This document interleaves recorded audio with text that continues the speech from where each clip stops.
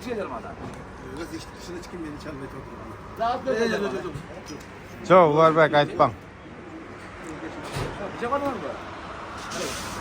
Şerşen dostumuzda çayga vardı. Ya bıçak var ya. Şerşen dostumuzun çayını içip biraz çarpmadık beşim. Bir şey demeye bunu bilen mi? Orada ne de var bunu? Çay adam bu kadar vermek. Allah'ım. Eski Palman'da da var. Ha. Ben göre karşısında. Oo. Var öyle Palman'da vardı. Bizim giyinler Palman'da giy çıktı. Artından den ha? Bana aldı ağacı var, ağacı olup başlardı. Sizin kulağınız var mı?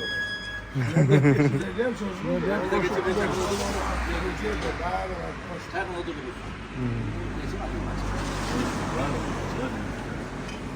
Ama ne var mı? Bu şimdi böyle işledi mi? Toskol. Ne mi? Karanlık.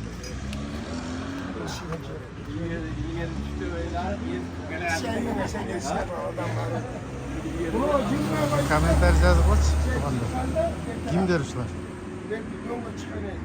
Çınlığı legendalar ekan. Uloqtin boshida Alvanda. Ondan keyin men ularda